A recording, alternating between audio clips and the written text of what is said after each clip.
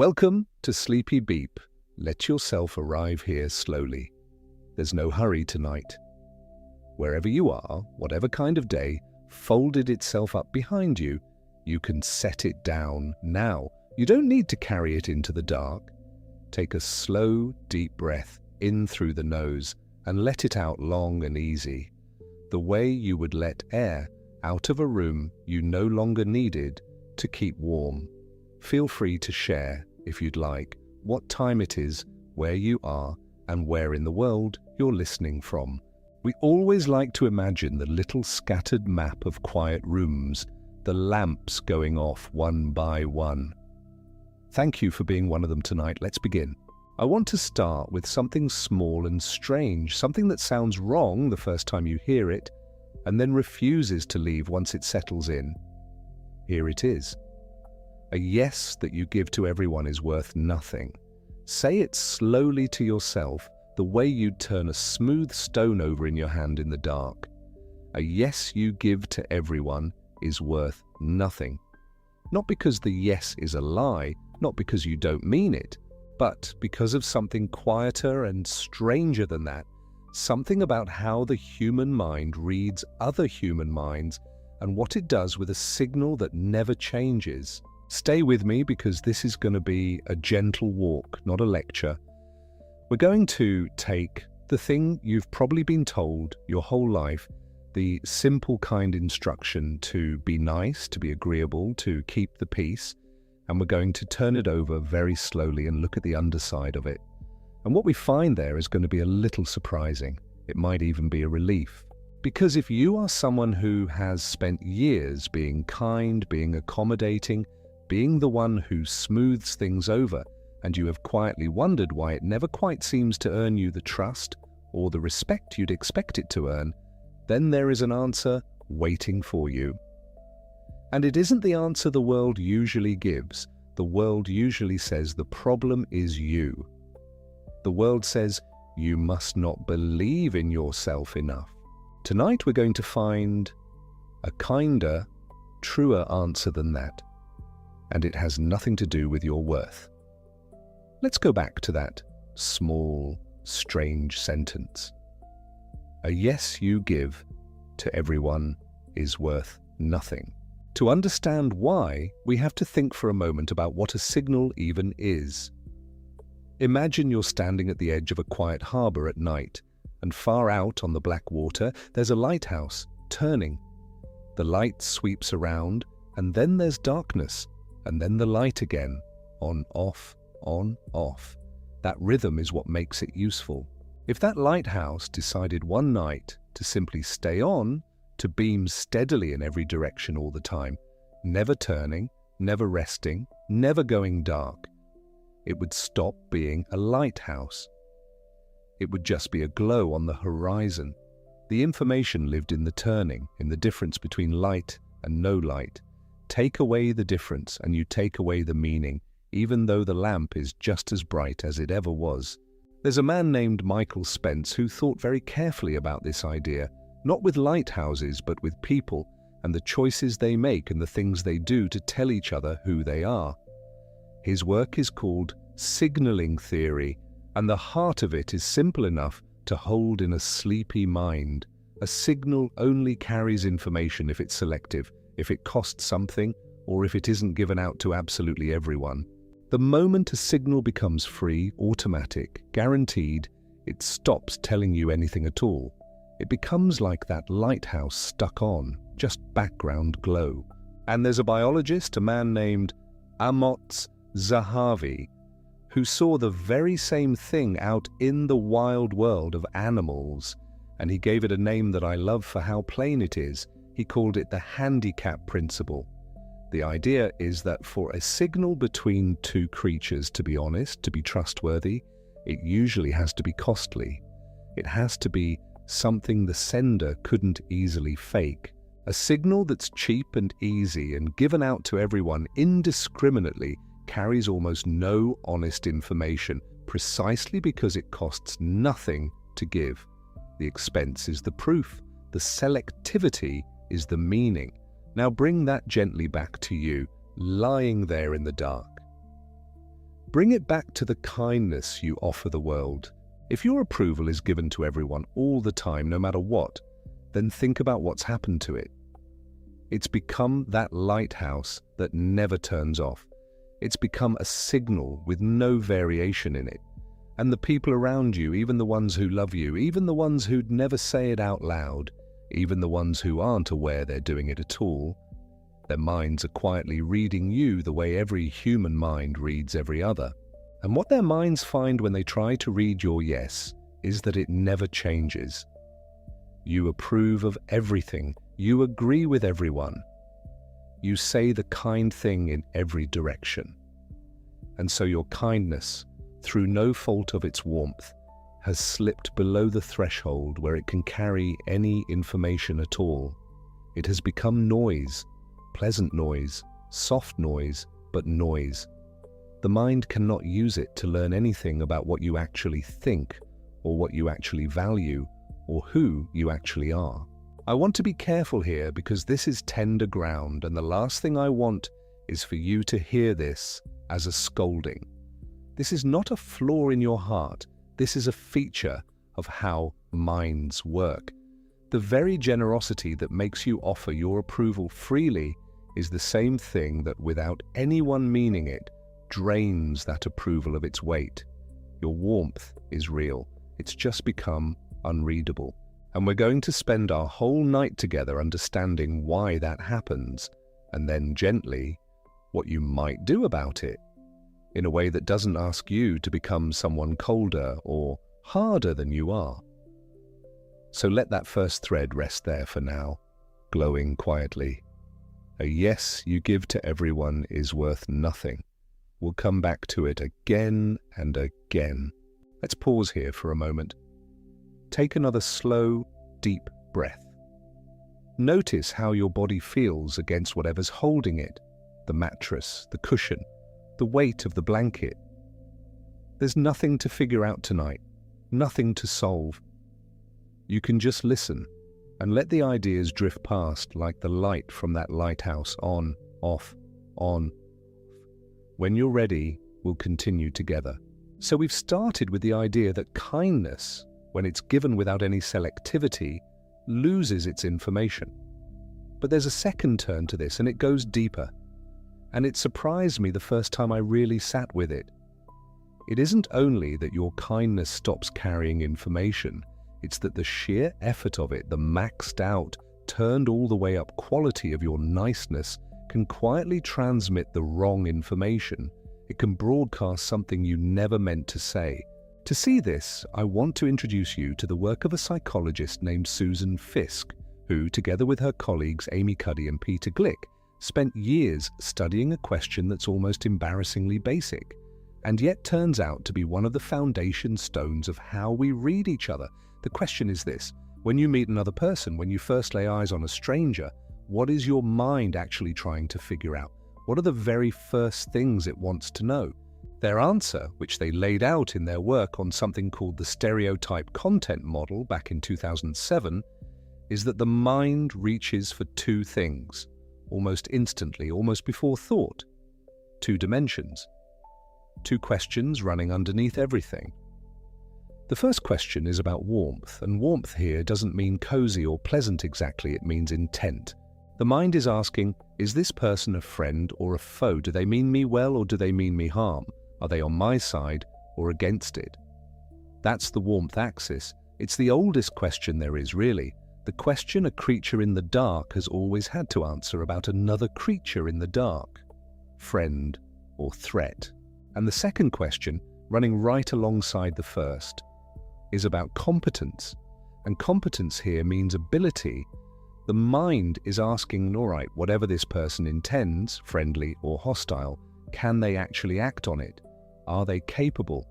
Do they have the skill, the standing, the power to do the thing they mean to do? Because a friend who can't help you isn't much of a help, and an enemy who can't hurt you isn't much of a threat.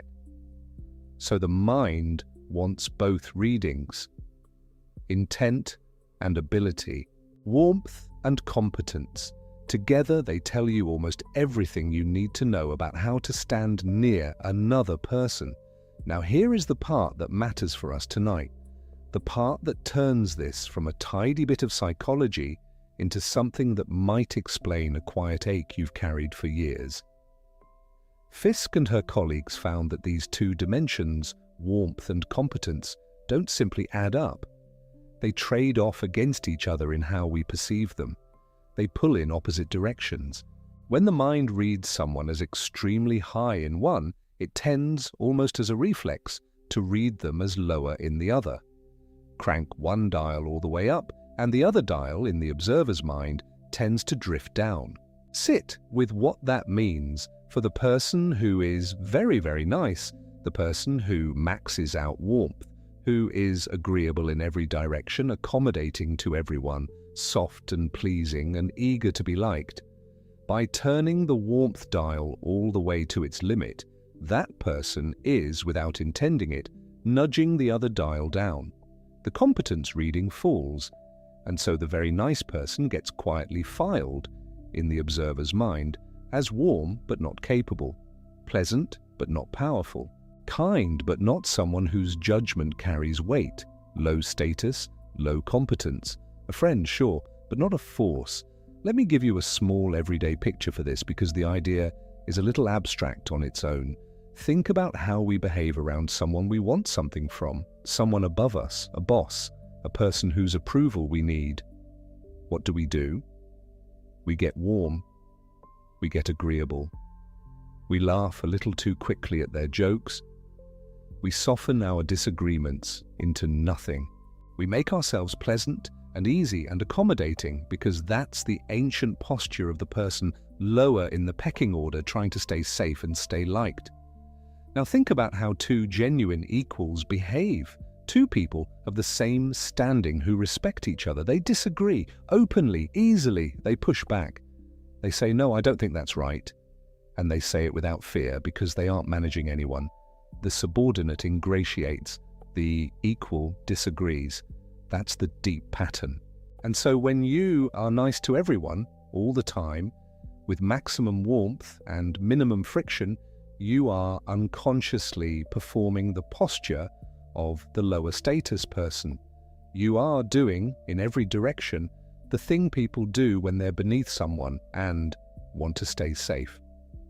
And the people watching you, again without ever meaning to, read that posture for exactly what it usually means. They file you below them.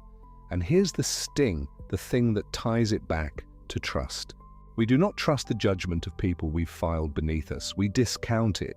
If someone we've placed lower in our minds praises our work, we think, well, of course they would. If they agree with our plan, we think they'd agree with anything. Their yes has no weight because we've already decided their read on the world doesn't count as much as ours. So the nicer you are, the lower you get filed, and the lower you get filed, the less your kindness and your approval are worth in the eyes of the very people you are trying to win. It's a quiet trap, and you can fall into it with the best heart in the world. I want to say again, because it bears repeating in the dark, that this is not a verdict on you. This is not the universe telling you that warmth is weakness. It is not. We are going to arrive by the end of our nights together at a place where warmth becomes the most valuable thing you have. But to get there, we first have to understand this honestly without flinching. Maxed out, unconditional, effortful niceness, the kind that never includes a no, gets misread. It gets read as low status, and low status gets read as low competence, and low competence gets quietly distrusted. That's the machinery. We're just looking at it in the light, turning it over, the way you'd examine the workings of an old clock you'd always heard ticking, but never opened up. Let's breathe here again, slowly. In and out. Let the shoulders drop a little further from the ears. Notice the quiet in the room around you, the small sounds underneath the silence.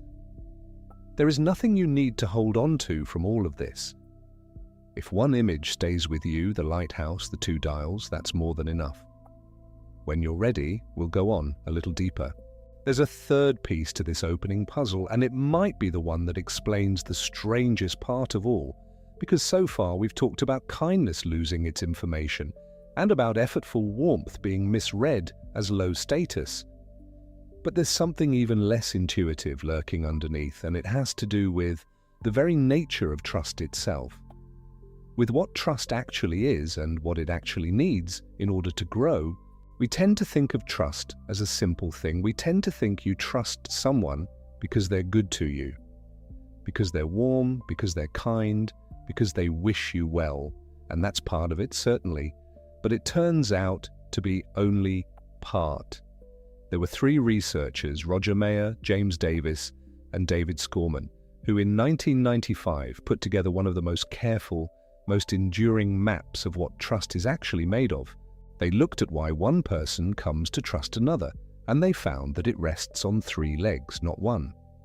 3 things the mind is quietly checking before it will hand over its trust.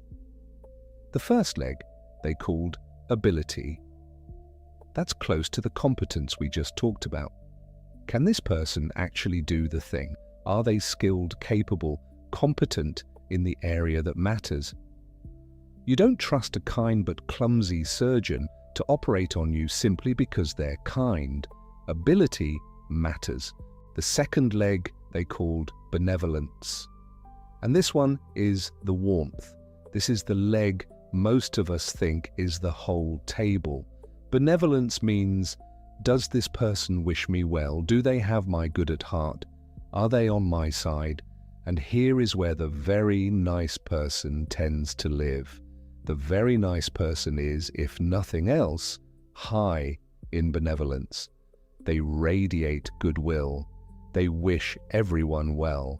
If benevolence were the whole of trust, the nicest person in the room would always be the most trusted, and you would never have felt that quiet, confusing gap between how kind you are and how much weight your kindness seems to carry.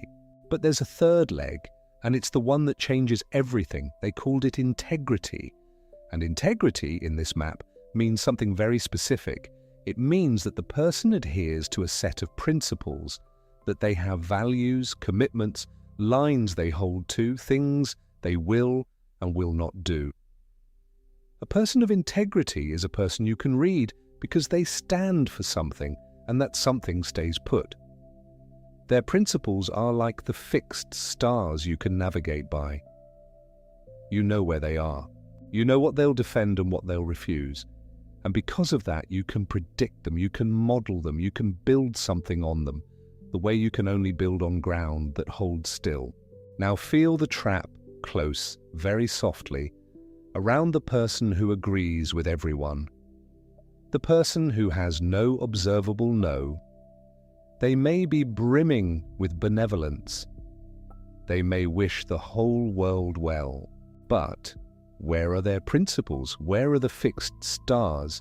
If they agree with you and they agree with the next person, and they agree with the person after that, even when those people want opposite things, then what do they actually stand for? What line would they hold if it cost them your approval?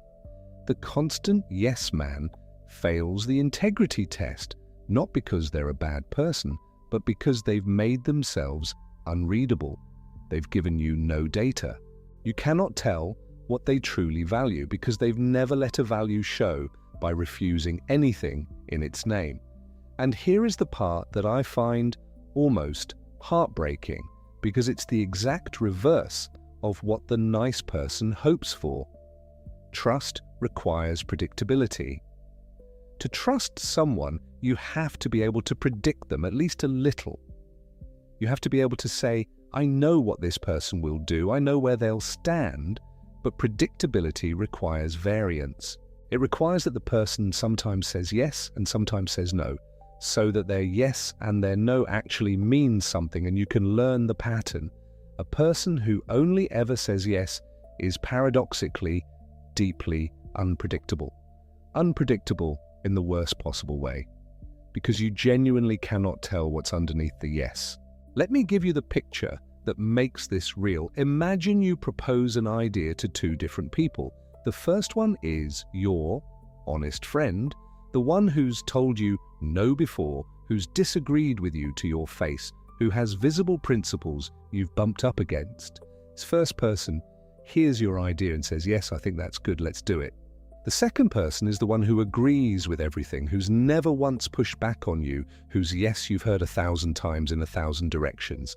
This second person hears the same idea and says, yes, I think that's good, let's do it, word for word, the same yes. But they don't land the same, do they? You feel the difference even if you can't name it. The first yes you can lean your weight on. The second yes you find yourself quietly wondering about. Are they agreeing because they actually agree? Or because they're managing you? Because they're afraid of the friction of a no? Because saying yes is just what they do? That's the quiet poison at the center of constant agreeableness. It doesn't just fail to build trust, it manufactures suspicion. The very person who says yes to everything, in their effort to be safe and liked and easy, accidentally creates in the other person's mind the faint, persistent question, what are they really thinking? What's the agenda underneath all this agreement? Because a person who never disagrees with you isn't transparent. They're opaque. You can see all the way through a person who will tell you no when they mean no.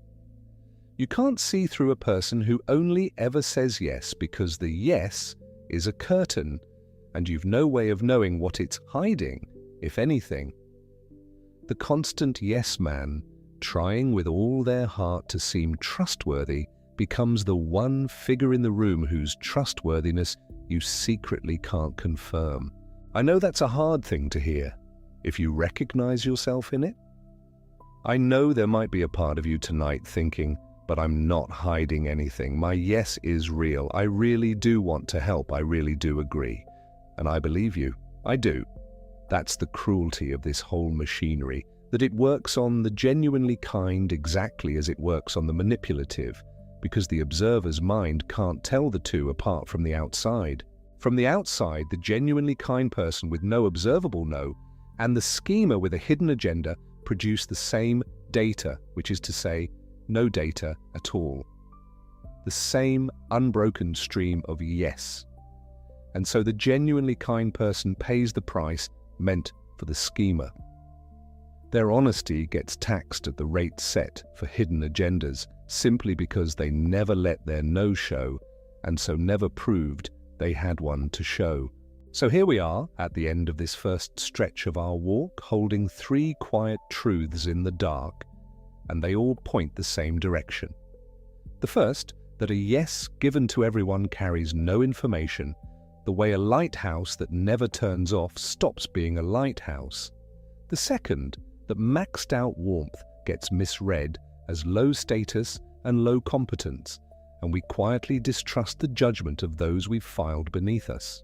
And the third, that trust needs not just benevolence but integrity, that it needs predictability, that predictability needs variance, and that a person with no observable no is the most unpredictable, the most opaque, the most quietly suspect figure of all, no matter how good their heart. And if you're lying there feeling the weight of that, feeling perhaps that everything you were taught about being good was somehow upside down, I want you to hold on, because this isn't where we're going to leave you.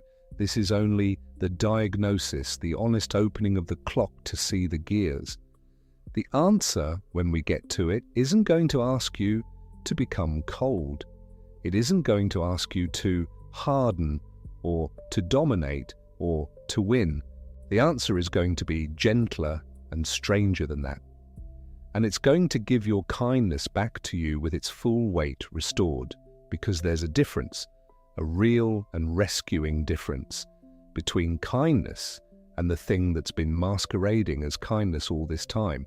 And there's a third way of standing in the world that isn't the doormat and isn't the bully, a documented, studied, learnable third way. And there's even a single, small, one-word sentence that earns more respect than the kindest paragraph you could ever say. We're going to find all of it, but not tonight, not all at once. Tonight, we've only opened the clock and looked at the first few gears turning. So let's pause here and just breathe and let it settle. Take a slow, deep breath in. Hold it for a gentle moment at the top and let it go all the way out until there's nothing left but the quiet. You don't have to remember any of this. The lighthouse, the 2 dials, the 3 legs of trust, let them blur and soften now, the way the edges of everything soften right before sleep. They'll be here if you want them later. For now, there's nothing to hold and nowhere to be. Just the weight of you settling deeper, and the dark coming up gently to meet you, and the next part of the walk waiting patiently for whenever you're ready. When you're ready, breathe in once more. And let's go back to that first gear, the one that surprised even me when I first understood it. It comes from a man named Michael Spence, an economist who was trying to answer a question that seems like it has nothing to do with kindness at all. He wanted to know why a signal carries weight, why we believe some things people show us and quietly discount others. And what he found, what later grew into something we call signaling theory, is almost unbearably simple once you see it. A signal only means something if it could have been withheld, if it costs something to give, if it isn't given to everyone. Think about that for a moment slowly, the way you'd turn a smooth stone over in your hand. A signal only means something if it could have been withheld. There's a biologist, Amotz Zahavi, who found the same truth living out in the wild, in the bodies of animals. He called it the handicap principle, the idea that an honest signal has to be costly, that it has to be a little dangerous to give, or else it tells you nothing at all. The bright tail that makes the bird easier to catch is believable precisely because it's expensive, a signal that costs nothing that anyone could fake, that's given freely to all, carries no information. It's just noise in the air. And here, gently, is where it comes home to you tonight, lying there in the dark. Your yes. Your warm, generous, ready yes, the one you give so easily, the one you give to everyone. If it's given to everyone, then it can't be a signal anymore. It's stopped being information. The person hearing it can't use it to learn anything about you or about what they did or about whether they're truly welcome. A yes you give to everyone is worth nothing. Not because you're worth nothing, you're worth everything. But because the yes, unconditional and constant, has quietly emptied itself out. It's become the background hum of a room rather than a thing one person hands to another.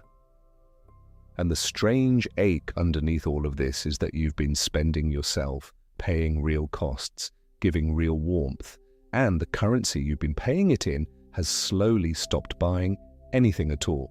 Let that sit. There's no failure in it. There's only a gear you couldn't see, turning. Now here's the second one, and it turns even more quietly than the first. There are 3 researchers, Susan Fiske, Amy Cuddy, and Peter Glick. And back in 2007, they described something they called the Stereotype content model. A long phrase, but the thing underneath it is plain and old. They found that whenever we meet another person, our minds run 2 questions at the same time, almost instantly, beneath all thought. The first is about warmth. Are you a friend or a threat? Do you mean me well or ill? And the second is about competence. Can you actually act on what you mean? Do you have the ability behind the intent? Warmth and competence. 2 dials, always reading, in every face we meet. And here's the part that's so easy to miss. Those 2 dials, in the way we perceive each other, can pull against one another. When someone broadcasts an enormous, effortful, anxious warmth, when the warmth dial is pinned all the way up and visibly straining there, the mind quietly reaches over and turns the competence dial down. It reads the maxed out warmth as a status signal, and not the status you'd hope for. The one who works that hard to please, to agree, to soothe, to never give offense, the mind files them below. It reads it the way it reads the gestures of someone trying to win over a person above them. Subordinates ingratiate equals disagree. And so the more anxiously warm you are, the more your warmth strains to fill every silence. The lower you place yourself in the unspoken order of the room, without ever meaning to, without ever saying a word about it, and people, it turns out, do not trust the judgment of someone they've filed beneath them. This is the quiet cruelty in it. The very effort that was meant to win their trust is the thing that costs it. Not because they're harsh, not because you've done anything wrong, but because the mind reads strained warmth as a small bow, and the person who is always bowing is not the person whose word we lean on when it matters. Breathe again here, if you'd like. There's a lot in this, and none of it needs to be carried, just witnessed and then set down. There's one more gear tonight, and it's the deepest of the three, and then we'll rest. It comes from three more careful people, Mayer, Davis, and Scorman, who in 1995 sat down and asked the oldest question there is, what is trust actually made of? And they found it rests on three legs, not one. The first is ability, can this person do the thing? The second is benevolence, do they wish me well? And the third, the one we so often forget, is integrity. Do they hold to something? Are there principles in them that I can find and name and count on, even when it's inconvenient for them to hold to them? And now gently, follow where this leads. You can max the benevolence dial. You can wish everyone well, agree with everyone, want only good for everyone, and many of you do truly. But a person who agrees with everything has hidden the third leg entirely. There's no integrity to find, not because it isn't there, but because it can't be seen. There's no observable principle, no place where you hold firm, no visible no against which a person could measure your yes. And the mind, trying to trust you, reaches out to model you, to predict you the way it must with everyone, and finds nothing solid to grip. You agree with them. But would you agree with anyone? Are you saying yes because you mean it? Or because you're managing the moment, smoothing the air, keeping yourself safe? That uncertainty, that fog where a self should be readable, is the worst kind of unpredictability there is. It's not the unpredictability of someone who might be unkind. It's the unpredictability of someone you cannot read at all. And so the constant, gentle, well-meant yes, the one offered as the very proof of goodwill, manufactures instead the faint, persistent suspicion of a hidden agenda. The person with no observable no becomes, against all their intentions, the person it's hardest to fully trust. There is a study you may not have heard of, though its finding has a way of stopping people when they do. It was done in 1965 by Elliot Aronson and Linder, and what they discovered cuts right to the heart of something most of us have been quietly getting wrong about how to be liked, how to be trusted, how to matter to the people around us. The study worked like this. Participants would overhear, across multiple conversations, another person evaluating them. Some participants heard only good things consistently across every interaction. Warm, positive, approving. Others heard something that moved. The evaluations began critical, even slightly harsh, and then, over time, shifted. The same person who had been measured and careful became genuinely warm. The question was simple. Which evaluator would the participant like more? You might expect it to be the one who was always kind. That would be the instinct, consistent warmth, consistent approval, consistent goodwill. But that's not what happened. The evaluator whose assessment moved from doubt to genuine appreciation was liked significantly more than the one who had been warm from the first moment. Not slightly more, significantly. Aronson and Linder called this the gain-loss theory of interpersonal attraction. The idea, when you sit with it, is almost disarmingly simple. A gain, in their language, is when your standing in someone's eyes improves over time. A loss is when it falls. And what the data showed was that gains produce more liking than a steady state of approval, and losses produce more hurt than a steady state of disapproval. The movement matters more than the level. Think about what that means for a moment. The person who has always thought well of you, who has never once offered a critical word, who agrees and approves and smiles and affirms, as that person is actually doing something that flattens their own value to you. Their praise has no texture, it has no weight, because you cannot locate the moment it could have gone differently, the moment they could have found you lacking and chose not to. You cannot feel the full relief of being found good. There was never any risk of the opposite.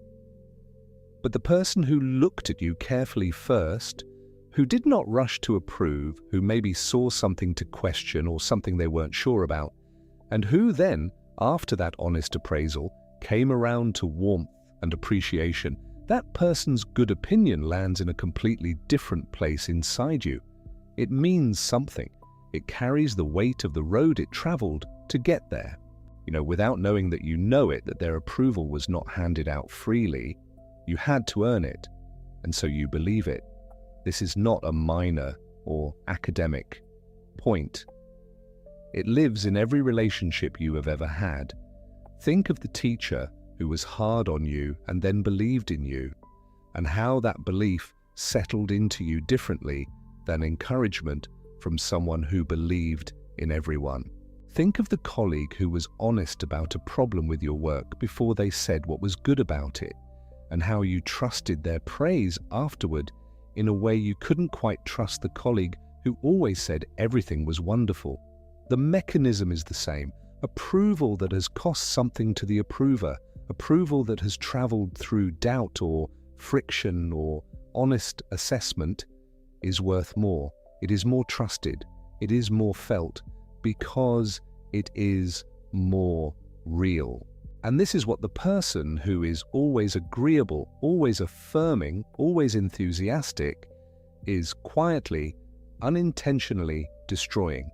Every yes they give freely makes the next yes worth a little less. Every approval offered without hesitation pulls the value out of the approval that follows. There is no friction to signal that this particular yes is different from all the others.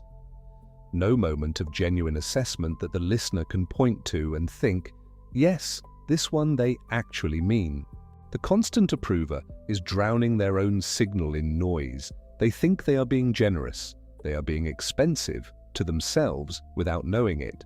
They are paying out a currency they are also devaluing. And there's something that wants to be said here gently, because this is not about withholding warmth as a strategy, not about manufacturing false disapproval so your eventual approval lands harder. That would be manipulation, and it would be spotted eventually, and it would collapse the thing you were trying to build.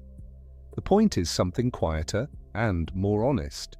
It's that your actual, real disagreements, the moments when you genuinely see something differently, when you honestly think the plan has a flaw, or the idea doesn't quite hold, or you're not sure this is the right call, those moments are not liabilities. They are the very thing that gives your agreements their weight. When you suppress them in the name of keeping things smooth, you are not being generous. You are spending someone else's trust in you, spending it slowly and invisibly, and giving them nothing real in return. There is a relief in that for some people when it settles in. The moments when you couldn't quite agree, when you held a different view and felt guilty about it, when you pushed back and then second-guessed yourself, those moments were not damage to the relationship.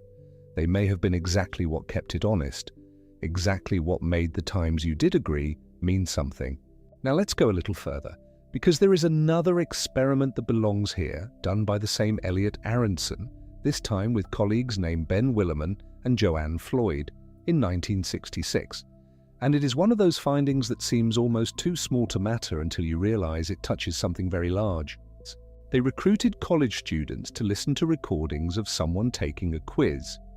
The person on the recording was either highly competent, getting almost every question right, or average, getting roughly the same score most people get.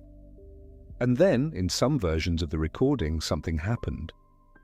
At the end, there was a small accident. The person on the tape, flustered perhaps, spilled a cup of coffee. A minor thing, a clumsy human moment. Nothing more. Then the participants rated how much they liked the person they'd heard. The The finding, which has since become one of the more famous results in social psychology, was this. The highly competent person who spilled the coffee was rated as the most likable of all the versions.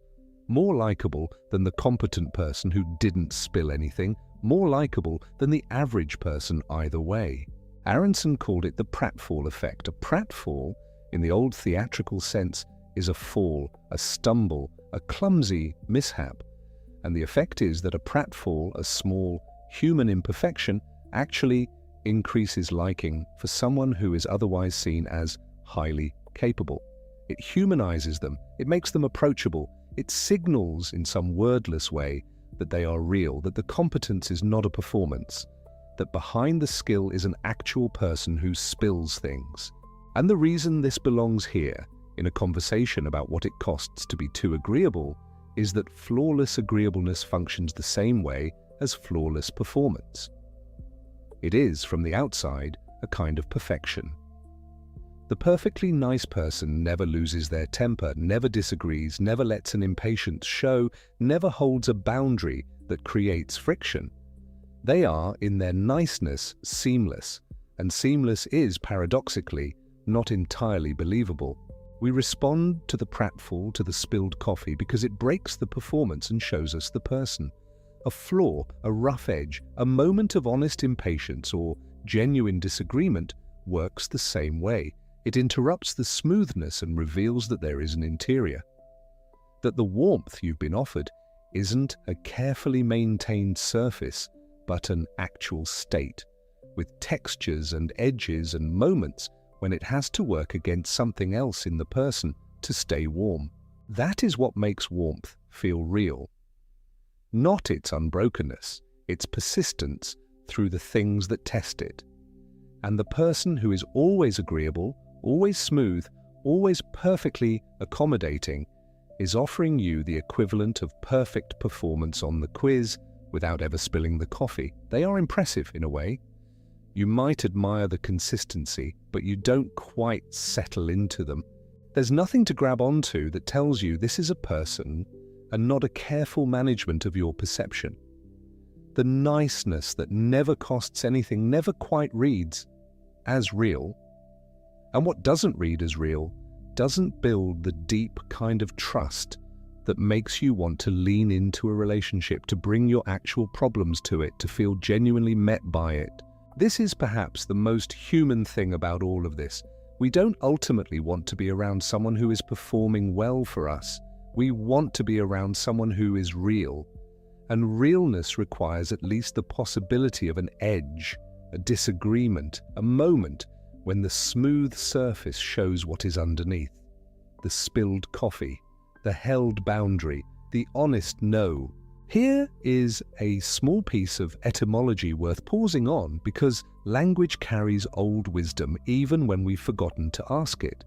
The word nice, the word at the center of everything we're talking about, the quality we so often treat as straightforwardly good, did not always mean what it means now. It comes from the Latin nescius, which means ignorant, not knowing, from nescire, to not know. It passed through Old French as nice, where it meant simple, foolish, a person who didn't quite understand how things worked. It showed up in Middle English in the 13th and 14th centuries, still carrying that connotation of foolishness, of someone who could be taken advantage of because they lacked the wit to see what was happening. It softened over the centuries. By the time it reached the English we speak now, it had traveled through meanings like lascivious, then wanton, then extravagant, then precise and particular, and eventually arrived at pleasant, agreeable, kind in a mild and inoffensive way. The word had been gentrified, the edge had been worn off it. But some ghost of that original meaning, foolish not knowing, easy to handle, lives still in the pattern we're describing. The person who agrees with everything, who makes themselves easy and frictionless and permanently pleasant, is not doing what they think they're doing. They are, in some very old linguistic sense of the word, being nice. And the word remembers what they've forgotten. There's no weight to put on etymology alone. Words change, meanings drift, and you cannot draw a straight line from a Latin root to a psychological mechanism. But it's worth holding for a moment. The language noticed something. The language noticed, over centuries of use, that a particular kind of agreeableness and a particular kind of foolishness had something in common. That making yourself easy to please and making yourself easy to dismiss might be closer than they appear. Let us stay with something more concrete now, because there is a mechanism from the world of negotiation that belongs here, and it is one of the clearest illustrations of how an instant yes can quietly destroy the value of what's being conceded. Roger Fisher and William Ury, in their foundational work on negotiation, observed something that negotiators have since refined through decades of study. When a concession is made too quickly, too easily, too eagerly, it is not received as generosity. It is received as information about value. The person on the other side of the concession, almost without thinking, updates their estimate of what the thing was actually worth. If you gave it away that fast, it probably wasn't worth much. And if it wasn't worth much, then the deal they've arrived at is not quite the deal they thought it was. This is the concession discounting mechanism. A concession that costs something, that is arrived at slowly, that requires the other person to meet you somewhere, that you give up with visible deliberation, is received as valuable, because the price of it signals the value of it. But a concession given freely, without friction, without the other person having to work toward it at all, is discounted almost automatically. The very ease of receiving it communicates that it wasn't really worth holding.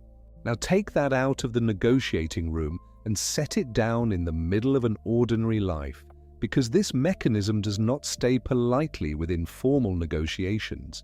It runs through friendships, through work relationships, through the small daily transactions of living alongside other people. When you agree immediately, when you say yes before the other person has finished explaining what they're asking, when you fold before there was ever any pressure, what you give them is not experienced as a gift. It is experienced as something of uncertain value because it came with no friction to signal worth. And more than that, it trains the other person, without either of you meaning for this to happen, to calibrate their expectations based on what you've demonstrated is available. If yes comes this easily, the question they will begin, gradually, to ask is not how can I work with this person, but rather what can I get from this person, not because they are bad, not because they intend exploitation, but because that is what the signal said. Easy, yes. Low cost, adjust accordingly. And there is something else in this mechanism worth naming, which is what the instant yes does to your own experience. When you give something up before there was ever any pressure to do so, you've bypassed the moment of actual choice. You didn't weigh it. You didn't consider whether you actually wanted to give it. You just smoothed over the moment before the moment could become uncomfortable. And the thing you gave, whether it was your time, your opinion, your preference, your plan, you gave it without ever quite owning that you had given it. It didn't feel like a choice. It felt like air moving around an obstacle. The consequence, which builds slowly and is only visible in retrospect, is a quiet but real erosion of your own sense of what you want. When you never sit with your own no long enough to feel it, when you always skip past the moment of honest assessment and land immediately in accommodation, you lose the thread back to your own preferences. Not dramatically, gradually. You stop knowing what you would have chosen if you hadn't been arranging things for someone else's comfort. And the person across from you, the one you've been accommodating, loses it too. They lose the thread back to who you actually are because you've never shown them. Fisher and Ury's insight was about negotiation, but the truth in it is about much more than deals. It is about the signal value of deliberation. When you take time to consider, when you're not always immediately available, when your yes comes after something that felt like a genuine weighing of options, the yes carries weight. It carries the weight of the road it didn't have to take, but still took carefully. The other person feels, without articulating it, that they received something real, something that was considered, something that was, in the most honest sense of the word, chosen. And this is part of what people mean when they say, sometimes in frustration and sometimes in sadness, that they feel taken for granted. They don't always know why. They've been nothing but accommodating. They've said yes every time. They've made themselves as easy as possible, and still, somehow the relationship feels lighter than they want it to be. The gratitude is thin. The regard doesn't seem to match the effort. What's happened is not ingratitude exactly. What's happened is that the value of what they've been giving has been discounted by the very ease with which it was given. You cannot give someone something they couldn't not have and have them treat it as precious. The discount is not personal, it is structural. It is the mechanism working on both of you without either of you asking it to. There is a kind of grief in recognizing this, and it deserves a moment of quiet acknowledgement. If you have been this person, the one who gave and said yes, and smoothed over every rough edge, and made yourself perpetually available and agreeable, and then found yourself standing in the small sadness of feeling unappreciated, unregarded, a little invisible, you were not wrong to give. Your giving came from something real, but the form it took, the unbroken, frictionless, instantly available form it took, was working against you. Not because generosity is bad, because unconditional generosity offered without any grain of deliberation teaches people not to value it. The correction is not to become withholding. It is not to manufacture scarcity, to perform unavailability, to suddenly become difficult in the hope that difficulty signals value. That is its own kind of performance, and it tends to collapse in exactly the way that inauthentic moves always do. The correction is something quieter. It is to let the honest no's back in, to let the moments of genuine deliberation take the time they need, to give from actual choice rather than from the reflex of accommodation, because a yes from that place, a yes that came after you actually considered, that is a different thing entirely. That is the one that lands. That is the one that stays. Now, there is a through line in everything we've covered so far, a single structure that connects the signaling principle and the warmth competence trade-off, and the fog where a self should be readable, and the gain-loss theory and the pratfall and the concession discounting. It is this: what people trust is not maxed niceness. What people trust is legibility. They need to be able to read you, to model you, to predict what you will hold and what you will give and what you will not accept. A person who is always agreeable is not easier to trust. They are harder because the information that would make them readable, the moments of friction and honesty and genuine no, has been smoothed away. And there is a distinction that wants to be named now, carefully, because it is the hinge on which everything else in this conversation turns. It is the distinction between kindness and appeasement. They look very similar from the outside. Both involve warmth. Both involve consideration of the other person. Both, in the moment, make the other person feel comfortable and cared for. But they come from opposite places and they do opposite things over time, and mixing them up is perhaps the most expensive mistake in the currency of human relationship. Kindness, real kindness, is oriented toward the other person. It asks, what does this person actually need? What serves their genuine good? And, crucially, it is willing to let the answer to that question be uncomfortable. Kindness can include a hard truth because the truth serves the person better than the comfortable lie. Kindness can include a refusal because saying yes when you mean no doesn't serve anyone. Kindness can include a disagreement because the other person's idea might genuinely have a flaw, and telling them so gently and honestly is more caring than nodding along while they walk toward a mistake.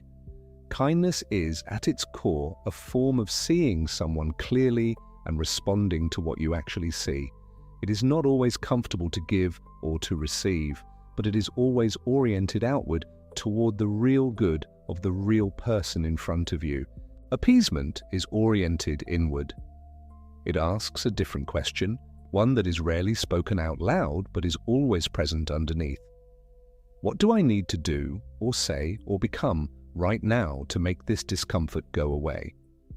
Not the other person's discomfort. Yours. The tension of potential conflict. The fear of being disliked or found difficult or rejected. The anxiety of holding a position that someone else might not share. Appeasement is not generosity dressed up. It is self-protection dressed up.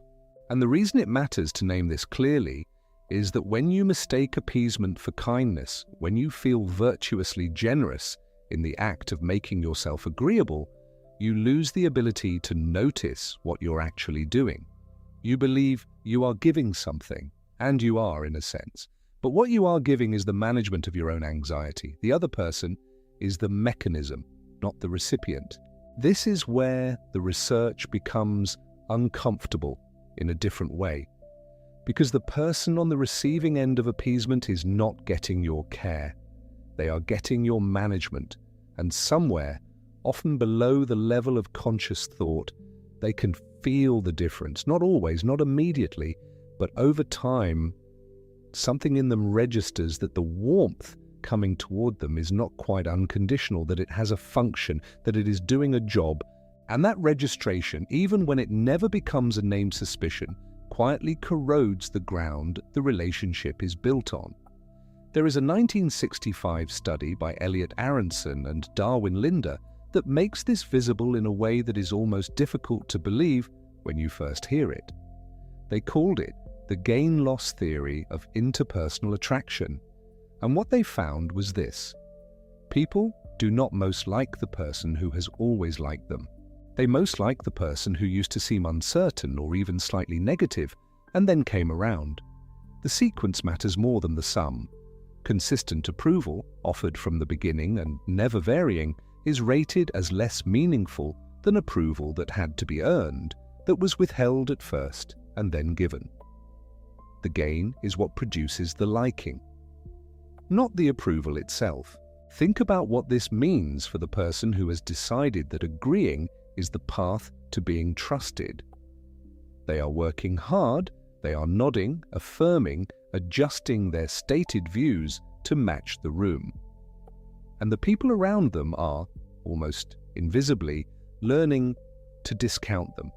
Not because they are unkind, but because their approval costs nothing and therefore means nothing. You cannot use it to tell anything real about the person giving it. And you cannot use it to tell anything real about yourself. When someone agrees with you after disagreeing, after thinking it through, after telling you honestly that they saw it differently and then reconsidering, that agreement lands and you feel found. You feel that something real was seen and measured and weighed. The freely given agreement, the constant and costless yes, is background noise. You stop hearing it. Aronson demonstrated something adjacent to this in a different experiment, one from 1966 that has since become one of the most cited findings in social psychology. He arranged for people to listen to a highly competent person perform well in a quiz, and then to watch that person either remain composed and polished afterward, or accidentally spill a cup of coffee on themselves. The question was which version people preferred, and the answer ran against every intuition about how to be liked. The clumsy one, the one who spilled the coffee, was rated significantly more likable, not less. The blunder had not undermined the person, it had humanized them, made them real, made them someone whose warmth you could actually receive, because it came from a person with an inside, not from a performance.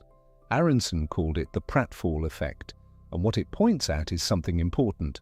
Flawlessness is alienating. A person with no rough edges, no discordant notes, no moments of getting it wrong, reads not as admirable, but as unreal, and we do not trust what is unreal. The connection to the over-agreeable person is direct. Agreeableness, performed continuously without friction or variation, is its own kind of flawlessness. It is a smooth and unbroken surface, and we respond to a smooth and unbroken surface the the same way we respond to any performance of perfection. We like it less than we expected to, and we trust it not at all. There is a small etymological aside that is worth a moment here, not because word origins change anything, but because they sometimes illuminate where we went wrong. The word nice comes to us through Old French, from Latin, from the word nescius, which meant foolish or ignorant. To be nice in the 14th century was to be simple in a way that invited exploitation, not admiration. The word shifted over the centuries, accumulating warmth along the way, softening into the sense of pleasant and agreeable and considerate that we now intend when we say it. But there is something in that original meaning that has not entirely vanished. The nice person, in the old sense, was someone who could not or would not defend themselves, someone whose openness was indistinguishable from an absence of discernment. Something of that remains in how we use the word now, even when we do not know it. When we describe someone as very nice, as nothing but nice, there is often a faint note of something else in the phrase, of not quite taking them seriously. The concession discounting mechanism works in a similar direction. This comes out of the negotiation literature, most clearly articulated in the work of Roger Fisher and William Ury in their book Getting to Yes, and explored further in the behavioral research on how concessions are perceived in bargaining contexts. The finding is this: what you give without resistance is worth less than what you give after holding a position. A concession that arrives instantly before any real exchange has happened signals not generosity but anxiety. It tells the other person that you are not attached to your original position, that you were willing to abandon it the moment there was any friction. And this has a predictable effect. The person receiving the concession does not feel that they received something of value. They feel, often unconsciously, that they received something you were not actually invested in, which means they are not invested in it either. The eager yes, the reflexive accommodation, devalues the very thing being given. This is one of the most practically significant pieces of the whole picture, because it reaches beyond the specific domain of negotiation into the texture of ordinary relationships. Every time you agree before you've actually thought it through, every time you say yes because you're afraid of what no will cost you, you are training the people around you to see your yes as worthless, not because they are calculating or cruel, but because information can only carry weight if it's produced selectively. A printer that outputs every page at full color, whether or not you've asked for color, has taught you to stop looking at the color. A person who gives their agreement to everything has taught you to stop listening for it. And here is where the mechanism becomes most difficult to sit with, because the person doing the agreeing often feels in the moment that they are being generous. They feel themselves yielding, deferring, putting the other person first. It feels like an act of care. What they are less able to see from the inside is what the other person is actually receiving. And what the other person is receiving is a relationship in which they can never quite trust the temperature, in which the warmth they feel from you carries a question inside it. Is this real, or is this performance? Is this person here with me, or are they managing me? The person who agrees with everything does not come across as deeply caring. They come across as slightly opaque, as someone whose interior life is not quite available. And that opacity is the precise opposite of intimacy. Roger Fisher and William Ury were writing about business negotiations, about deals and positions and walkaway points. But what their observations describe is something much more general. The value of what we offer in any context is partly determined by the conditions under which we offer it. Warmth from someone who has demonstrated the capacity to withhold warmth is valuable. Warmth from someone who has never withheld anything is like water from a tap. You don't think about how much you need it until it stops. So let's slow down here and name the thing precisely, because the word nice has been doing a lot of work in this conversation, and it deserves to be broken apart a little, held up to the light. There is a difference between kindness and appeasement. They look nearly identical from the outside. Both involve softening your voice, both involve not fighting, both involve a kind of orientation toward the other person that reads, on the surface, as care. But they are running on completely different engines, and the engine is the part that matters. The engine is what the other person eventually feels, even when they cannot name what they are feeling. Kindness is for the other person, appeasement is for you. That is the spine of it. Say it again because it is easy to pass over and hard to really sit with. Kindness is organized around the other person's actual good. It might be comfortable for them. It might also be uncomfortable. Kindness can look like a warm yes. It can also look like a firm no. It can look like agreeing with someone when you genuinely agree. It can also look like telling someone something they would rather not hear because you believe they need to hear it. The through line is not the comfort it produces. The through line is that it serves the person you're doing it for. It is other-directed at its root. Appeasement is organized around your own anxiety. It is a move to avoid something, conflict, disapproval, the discomfort of the other person's disappointment, the unbearable sensation of being disliked, even briefly. The gesture looks outward. The motivation runs inward. You say yes to avoid the internal experience of saying no and watching the person's face change.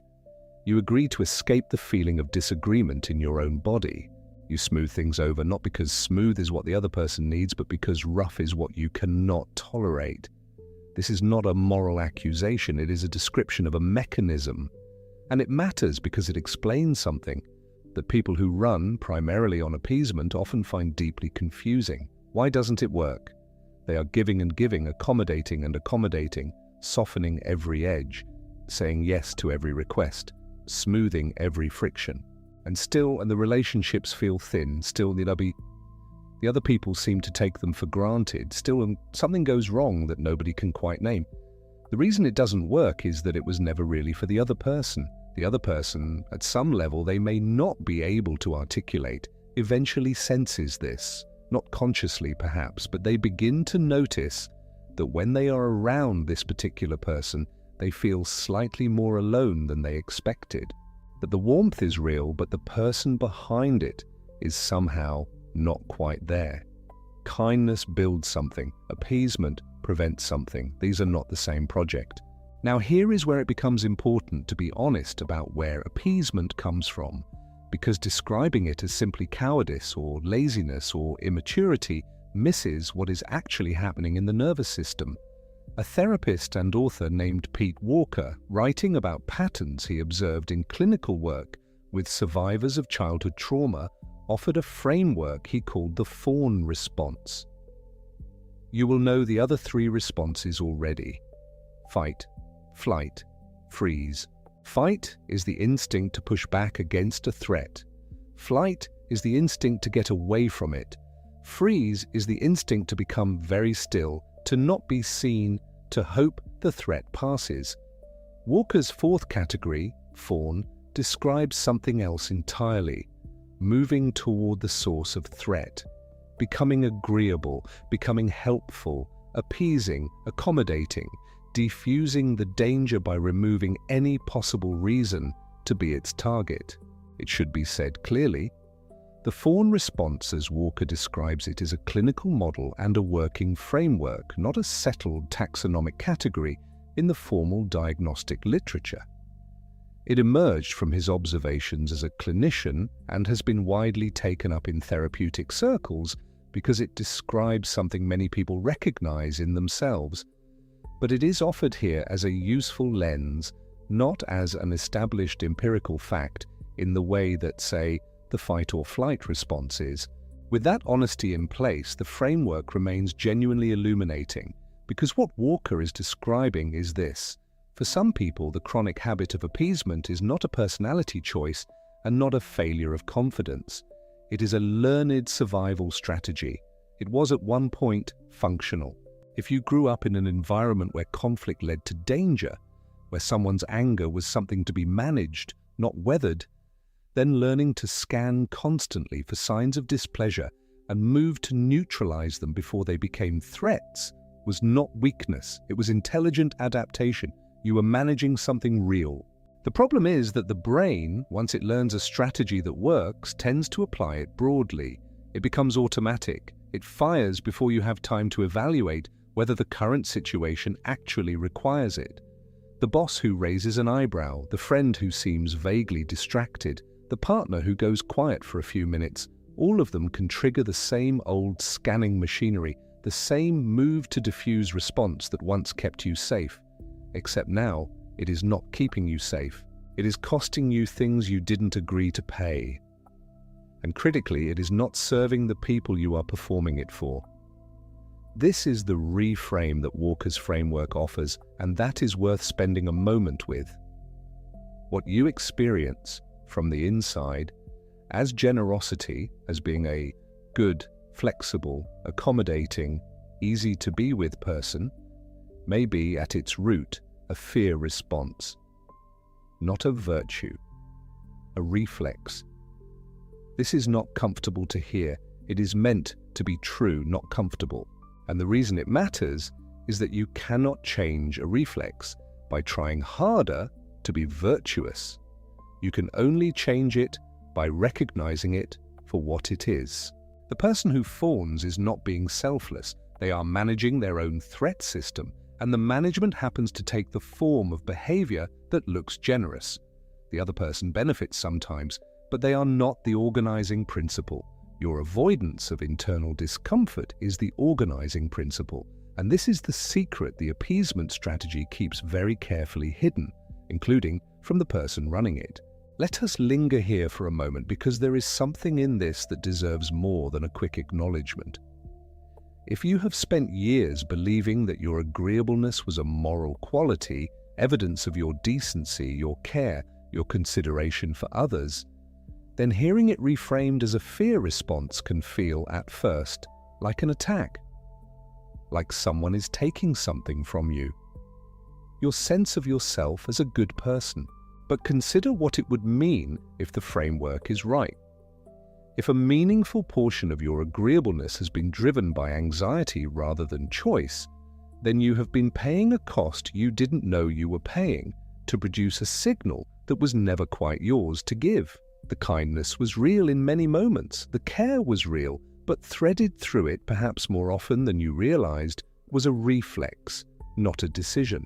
And reflex-based behavior that fires automatically before you've had a chance to evaluate the situation, is behavior that is not really yours. It belongs to an older version of you, to a time when the environment required it. It is not evidence of who you are now. Reclaiming it, being able to choose when to yield, when to hold, when to say yes, and when to say no, that is not a subtraction from your goodness. It is an addition of something that has been missing, an ability to be present rather than just reactive. Now, let us talk about what this costs.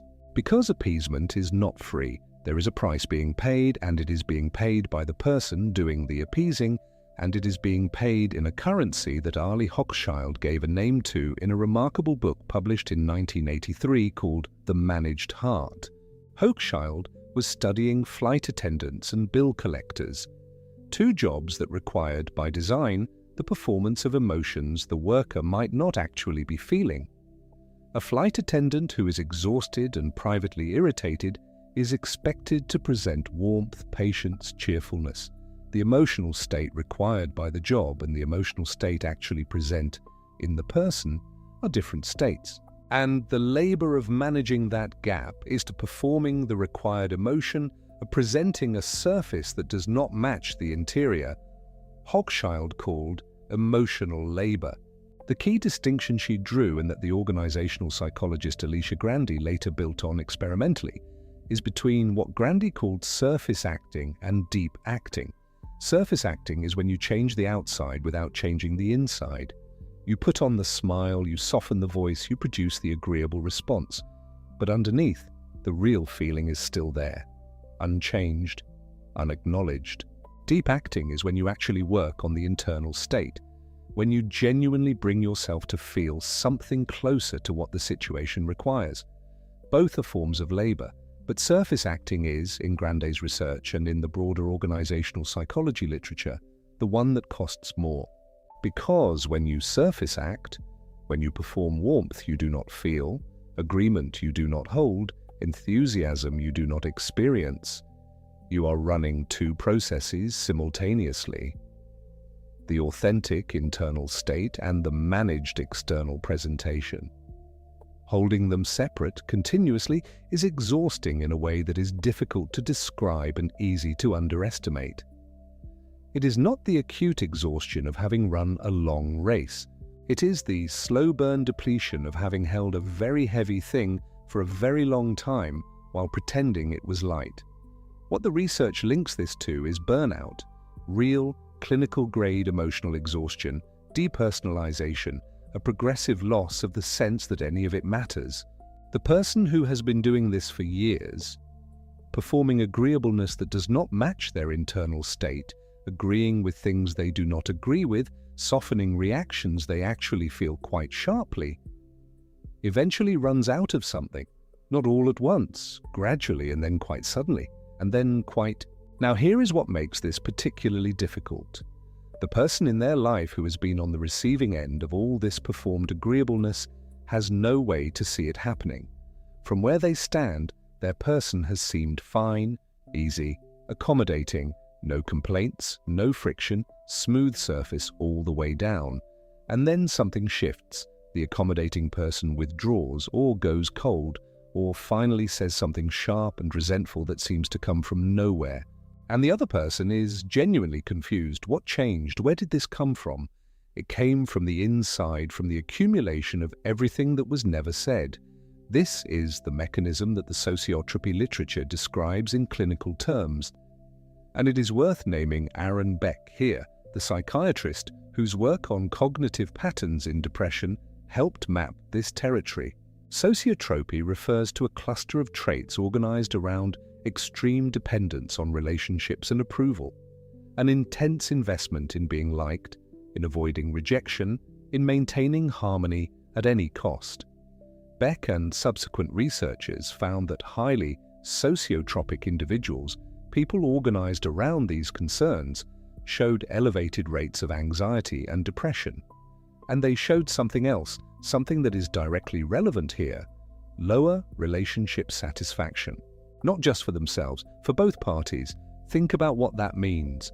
The person who is organizing their entire relational style around being pleasant, agreeable, and easy to be with, who is sacrificing their preferences, their opinions, their needs, their actual responses to things, is making the relationship worse for the person they're trying to please. Worse for both of them. Because what the other person is relating to is not a whole person.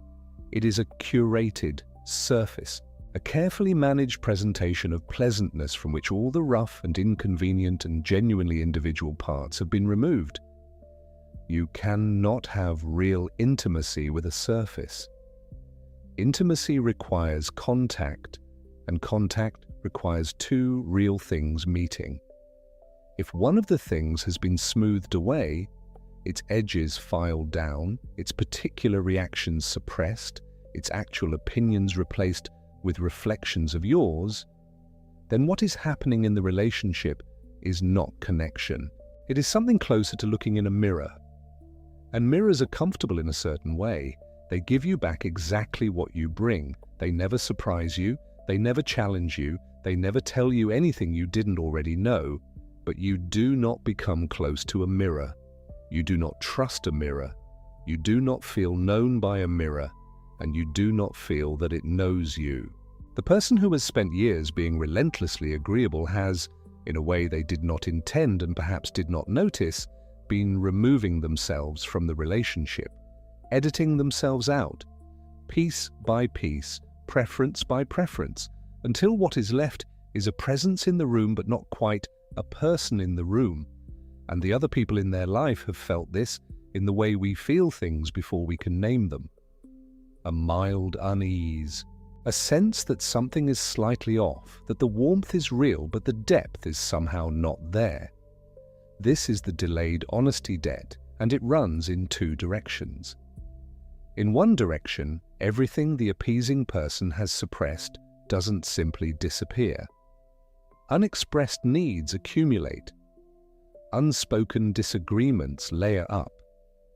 The resentment that grows from consistently setting aside what you actually think and feel to produce what you think will be well received, that resentment is not stored cleanly. It bleeds slowly into the texture of how you show up, into a certain fatigue, a certain flatness, a certain distance that the other person can sense, even if they cannot name it. In the other direction, the other person is moving through the relationship without accurate information. They do not know what you actually think about things because you have never told them. They do not know what you need because you have never asked. They have been building their understanding of who you are from a version of you that is, in important ways, not real. And then when something shifts, when you finally say the thing you should have said a year ago, when the resentment becomes too heavy to carry and leaks out sideways, they are blindsided. They feel deceived, not because you lied, but because the person in front of them now is not the person they thought they knew. And they are right, it isn't. The person they thought they knew was a performance. The person in front of them now is closer to the truth. This is what makes appeasement at its worst a delayed betrayal. Not intentional, not malicious, but real. Because all that time, all those agreeable months, all those smoothed over disagreements, all those yeses that should have been nos, you were not giving the other person yourself. You were giving them a managed version. And now you're asking them to deal with what was behind it, with no warning, with no context, without the gradual adjustments that honest communication would have allowed both of you to make together. The relationship cost of this is not small. The most ordinary way it plays out is simply that things get stuck. The pleaser is not saying what they actually think, so the other person cannot respond to it. Problems that could have been addressed stay buried. Patterns that both people are tired of stay in place because no one will say the obvious thing out loud. A kind of inertia sets in, maintained by agreeableness, and neither person can quite remember how they got there. And meanwhile, and this is worth sitting with, the other person in this arrangement is also being denied something. They are being denied the experience of being disagreed with, of having their ideas tested, of having someone say, gently but honestly, "I think you might be wrong about that," which sounds like a harm being avoided. It is actually a growth that is being blocked. The people who sharpen us are the people who push back. The relationships that develop us are the ones where someone is willing to say the difficult, accurate thing. The pleaser, in their determination to cause no friction, is withholding this. It is not a gift, however much it feels like one. It is an avoidance, dressed as generosity. There is a particular kind of exhaustion that comes from being in a relationship with someone who never disagrees. You might not be able to name it. You might just feel, gradually, that the relationship is less interesting than it once was, that conversations have a slightly closed quality to them, that everything lands softly and settles without consequence, that there is a warmth but not a depth. What you are feeling is the absence of genuine encounter. The pleaser's agreeableness has made the relationship safe, technically. It has also made it, in a way that is hard to explain and easy to feel, smaller. So the person being pleased is losing too. They are losing a real interlocutor. They are losing the information that comes from honest friction. They are losing the chance to be genuinely known, because genuine knowing is mutual, and mutual knowing requires both people to show up as actual persons, with actual edges, actual preferences, actual convictions that are sometimes different from yours. The agreeableness that was meant to be a gift has turned into a kind of withholding. The smoothed over surface that was meant to make things easier has made something important harder. The warmth that was never paired with a spine has done the one thing it was most trying not to do. It has made the other person feel, somewhere underneath the comfort, slightly alone. Now, there is a version of this that gets more extreme, and it shows up in the numbers that Timothy Judge, Beth Livingston, and Charles Hurst assembled in a 2012 study with a plainly stated finding: agreeable people earn less. Specifically, men who scored high on agreeableness in personality assessments earned significantly less than their less agreeable counterparts. The relationship held after controlling for a range of other variables. The gap was not trivial. Now, the causal interpretation of this deserves care. Studies like these observe a correlation, and the mechanism is not always clean, but the direction of the finding fits what the rest of this framework predicts. If a person with no observable no signals lower status and lower competence, if extreme agreeableness reads, in the warmth-competence trade-off, as someone who can be easily managed, then it is not especially surprising that this reads in professional contexts as someone who can be undervalued, not because they are less capable, but because they have not transmitted the signals that would cause others to update their estimate of capability upward. The pleasant, frictionless, always accommodating colleague gets assigned the tasks that require accommodation. They are not given the task where you need someone who will push back on a bad idea before the bad idea becomes a problem. They are not given the negotiation because the other side will sense immediately that this person will concede. They are given the tasks where agreeableness is genuinely an asset. And those tasks, in most professional environments, are not the ones that lead forward.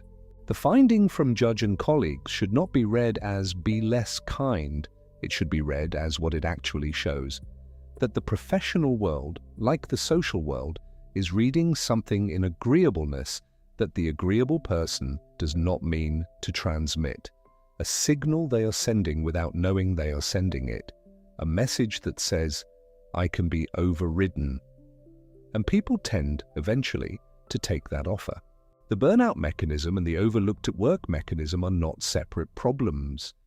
They are the same mechanism running in different contexts. In both cases, the person is performing a signal, constant agreeableness, that costs them something in the short term and costs them something larger in the long term, while transmitting information to others that they would not choose to transmit if they saw it clearly. The agreeable colleague and the agreeable partner and the agreeable friend are all running the same program. They are paying an emotional labor tax, Hochschild's surface acting tax, on a signal that is, by the very logic of signaling theory, worth less the more universally it is given. You are giving everyone the same thing, and so the thing you are giving is worth, to each of them, less than you mean it to be. Let us sit with that for a moment, because here is what is actually being offered in that circle of logic. The person who runs primarily on appeasement has built their entire relational strategy around generosity, around giving, around smoothing and yielding and accommodating. And the deep irony is that this strategy, precisely because it is universal, precisely because it does not discriminate, precisely because it never withholds, this strategy is quietly devaluing the currency it is most trying to spend. Your care is worth less to each person because it is given to all persons. Your agreement is worth nothing as information because it tracks everyone's opinion, not yours. Your warmth costs the observer nothing to receive because they have never seen you decide to withhold it. And this is where the thing you have been building toward comes into focus, because the question you are arriving at is not, how do I become colder? It is not, how do I become less caring? It is not, how do I make people like me by being meaner? Those are the wrong corrections. They are the overcorrections that make the same mistake in the opposite direction, that confuse the problem. The question is, how do I make my warmth mean something again? And the answer, the one the research points toward, the one that the warmth competence model describes, the one that Aronson and Linder's gain-loss work demonstrates, the one that negotiation theory supports, and that the clinical literature on assertiveness training has been quietly describing since at least the middle of the last century? The answer is this: by pairing it with something. By demonstrating that the warmth is chosen, that it is conditional in the best possible sense, not conditional on your performance for my approval, but conditional on the fact that I am a person with a real interior, with real preferences, with real limits. And I have chosen from that real interior to be warm toward you in this moment. That warmth means something different than warmth from a person who is warm toward everyone always, regardless of anything. But we are getting ahead of ourselves. That is the turn, and it belongs to what comes next. For now, stay with this part. Stay with the fact that the people in your life who have been receiving your agreeableness have also, in a way that was never your intention, been receiving something less than you meant to give. That the self-suppression, the surface acting, the constant emotional labor of performing pleasantness across contexts where you did not actually feel pleasant, that this labor did not produce what it was trying to produce. That what the other person received was real warmth in many moments, yes. And also a slightly opaque person whose interior life was not quite available, whose agreements didn't quite carry weight, whose yes didn't quite feel like information. A person who was present in the room but not fully present in the relationship. That is not a verdict, it is a description. And the reason it matters to describe it clearly, to name the mechanism rather than paper over it, is that you cannot fix what you have not seen. The first step toward making your warmth worth something is understanding why it has been worth less than you intended. Not because of some failure of character, because of a confusion about what generosity actually requires. Generosity is not the same as unlimited accommodation. Generosity in the sense that actually builds something, that earns trust, that creates real intimacy, that makes the other person feel genuinely met. Generosity sometimes requires the harder thing, the honest word, the declined request, the maintained position in the face of pushback.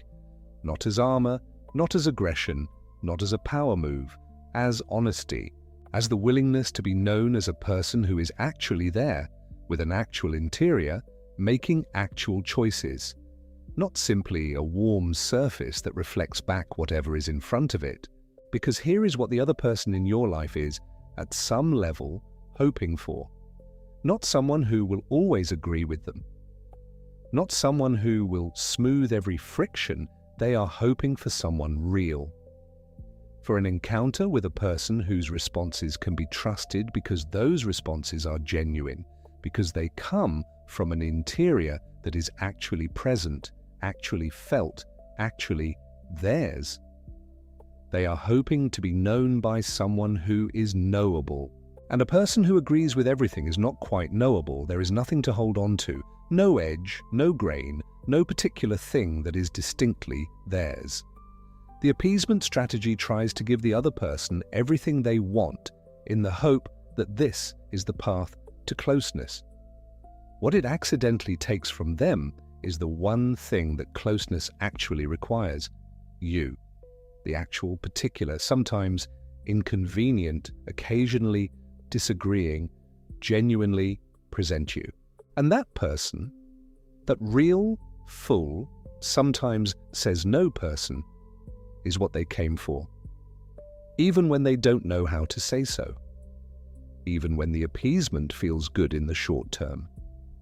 Even when the friction of a genuine response feels for a moment less comfortable than the smooth surface. The smooth surface is comfortable the way a waiting room is comfortable.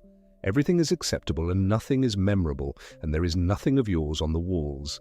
What you are after, what the people in your life are after without knowing how to ask for it, is a home. And a home has edges. A home has the mark of someone who actually lives there, who chose the things that are in it, who finds certain things unacceptable and says so, who is not infinitely accommodating, because infinite accommodation is what you offer a stranger, not what you offer someone you love. The question of how to get there, how to move from the reflexive agreeableness towards something more like genuine, chosen warmth. That is what comes next. There is a moment, somewhere in the history of psychology, when someone decided to ask a question that sounds almost absurd. The question was this: is there a third option? Not the doormat, not the bully. Is there something in between that actually works, that is documented, that can be learned? The answer turned out to be yes, and the path to it was laid down in careful clinical detail by a man named Andrew Salter. Salter was a psychologist writing in 1949 in a book called Conditioned Reflex Therapy, and what he observed was something that had been sitting in plain sight for a long time without anyone naming it cleanly. He saw that most people, when they felt the pull toward conflict, chose between two moves. They either swallowed the feeling entirely, they went quiet, they agreed, they accommodated, or they let it out in a way that overwhelmed the room, that became about domination, that crossed from expressing a need into punishing someone for making them have one. Those were the two visible options: the doormat or the aggressor, the people pleaser or the bully. And Salter said those are not the only options. There is a third one. It has a name. He called it assertion. Joseph Wolpe and Arnold Lazarus carried the work forward through the 1960s, building what became the formal practice of assertiveness training. What they were describing was precise and, once you hear it, sounds obvious in that way that the most useful things always do. Assertion is the direct expression of your own needs, feelings, and position, without violating the rights or dignity of the person you are expressing them to. It is not the absence of warmth. It is not hardness. It is honesty that does not require an apology for existing. The reason this needs to be said so carefully is that the mind, when it is anxious about conflict, collapses the distance between assertion and aggression until they feel like the same thing. You feel the impulse to push back, and immediately the brain offers a warning. That would be rude. That would make things difficult. That would make them like you less. So you soften it into appeasement, and the brief relief you feel is the relief of having avoided a confrontation. But it is not the relief of having been honest, and those two things are not the same. Salter and Wolpe were not describing a personality type, they were describing a skill. That distinction matters enormously. If assertion were a personality trait, then the person who reflexively appeases would simply be someone who lacks it, a deficit of character, a flaw to be mourned.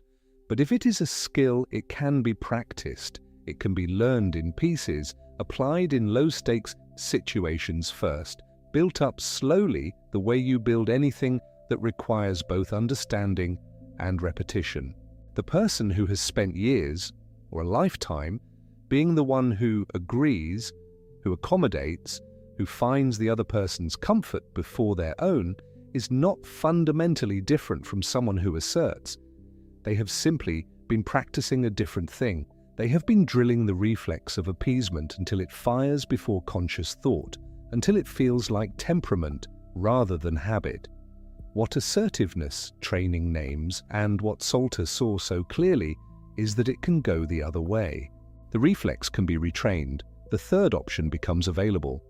Let us pause here for a moment. Take a slow breath in and let it out. Notice that what is being offered tonight is not a demand to change, not an instruction to become someone other than who you are. Only an opening, a door into a room you may not have been told about. When you are ready, we will keep going. The most common failure mode, once someone understands assertion intellectually, is this. They replace the appeasement with over-explanation. They learn that they can say no and they say it, but they attach to it a paragraph, an apology, a detailed accounting of their reasons, a softening clause, and then another softening clause, and then something that sounds almost like a request for forgiveness for the audacity of having a limit. And here is what the research on negotiation gathered and refined over decades, most accessibly by Roger Fisher and William Ury in their foundational work on principled negotiation, reveals about that kind of over-explained refusal. It signals that you do not believe you have the right to refuse. Think about what a long, apologetic explanation of your no actually communicates. It communicates that you need the other person to understand your reasons well enough to grant you permission to have said it. You are not asserting a limit, you are petitioning for one. The implicit message underneath all the softening language is, I would not normally do this. I am aware this is unusual. Please understand that I have good reasons, and please don't be upset with me. And what does that invite? Renegotiation. Because if your no is contingent on them understanding your reasons, then what happens when they say they don't understand? What happens when they push a little? What happens when they suggest, kindly or not so kindly, that your reasons are not quite as compelling as you think?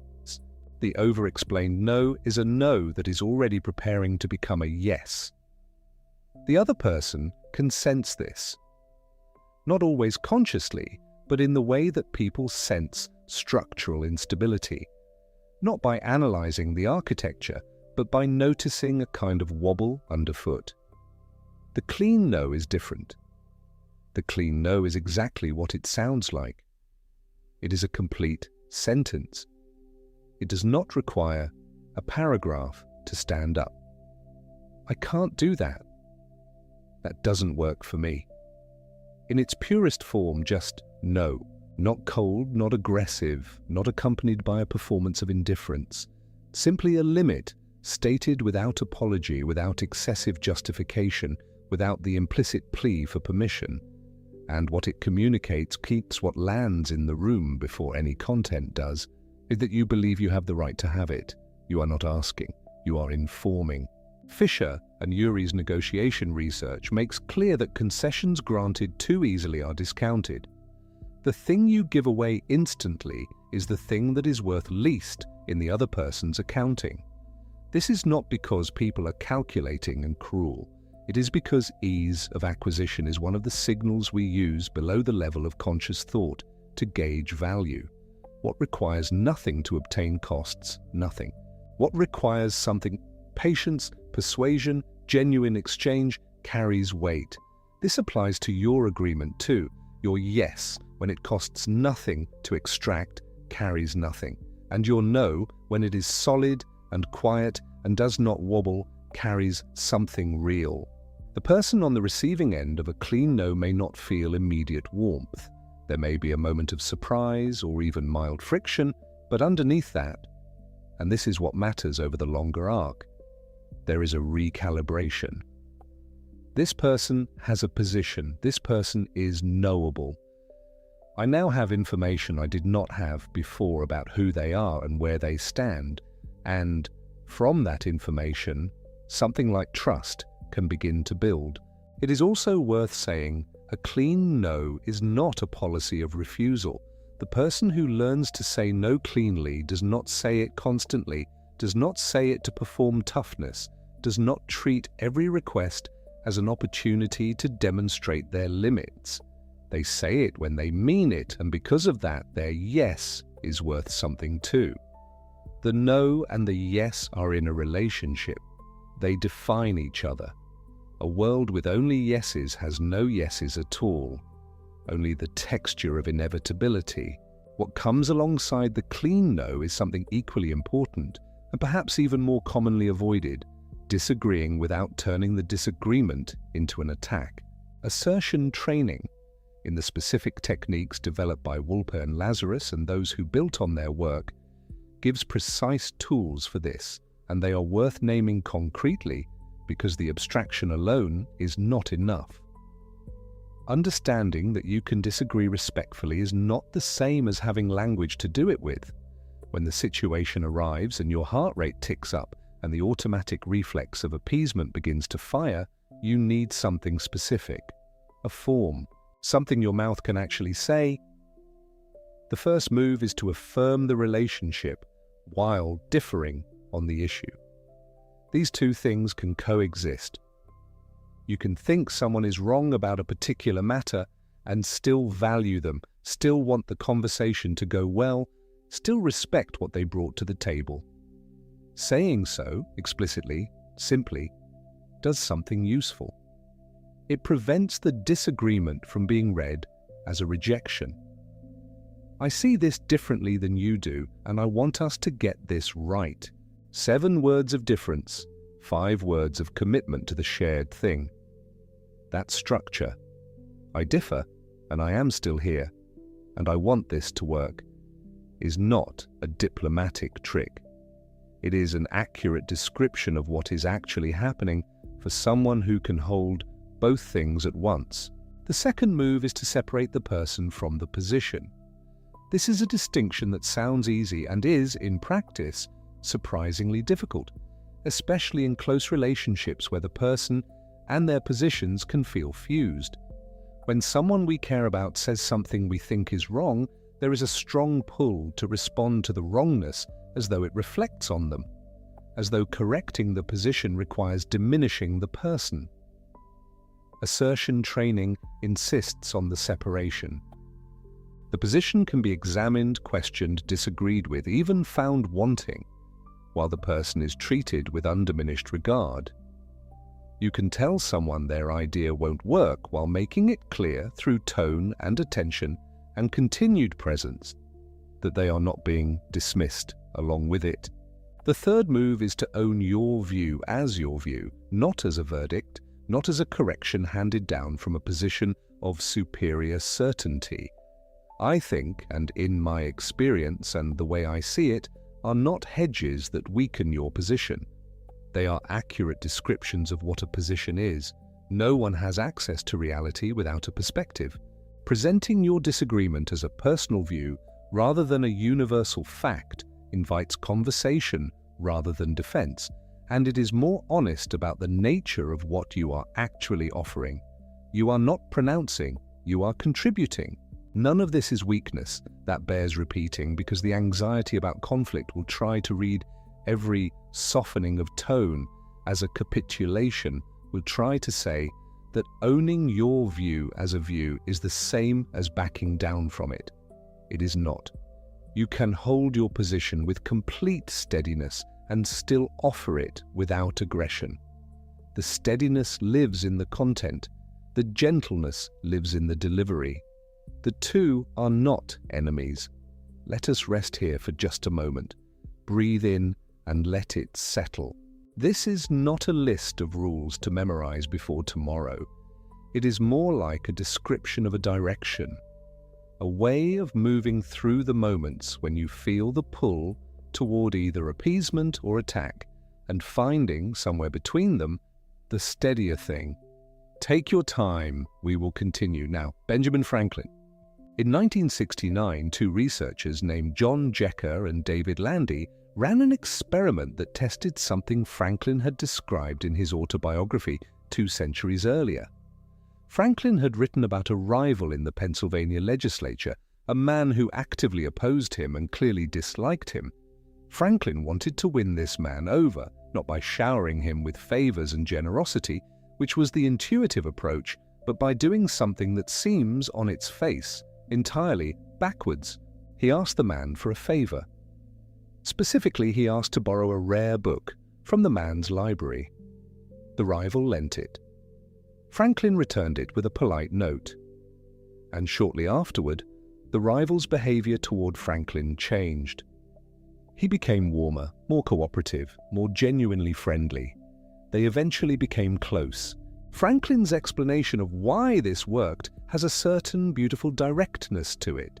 He said something to the effect of, "A person who has done you a kindness will be more ready to do you another than one whom you yourself have obliged." Jecker and Landy tested the structure of this. They set up an experiment in which participants competed for money, and afterward a researcher, who had been posing as a fellow student, either asked one group of participants to return some of their winnings as a personal favor — he needed the money, he said — asked another group to return money for a different reason, or asked nothing at all. Then participants rated their liking for the researcher. The group asked to return money as a personal favor.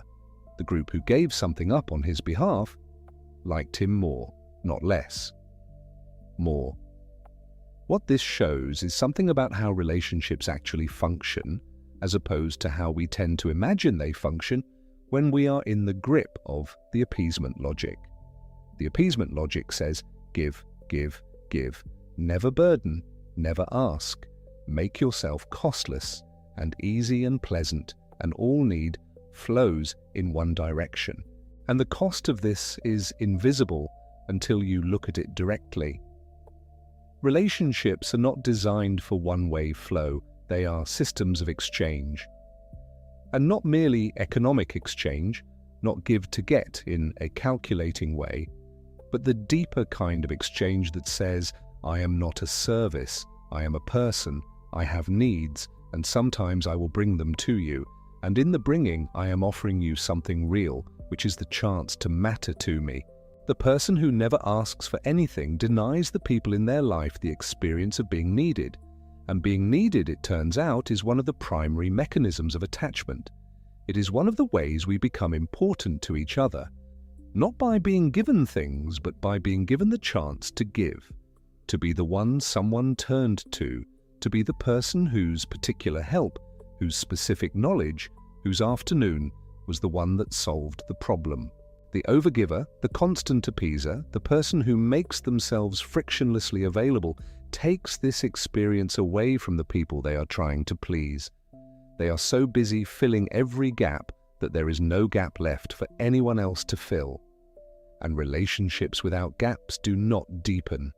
They remain at the surface, comfortable and smooth, and without the kind of weight that only comes from having been actually needed. There is also something else the Ben Franklin effect reveals, which is about the nature of liking itself.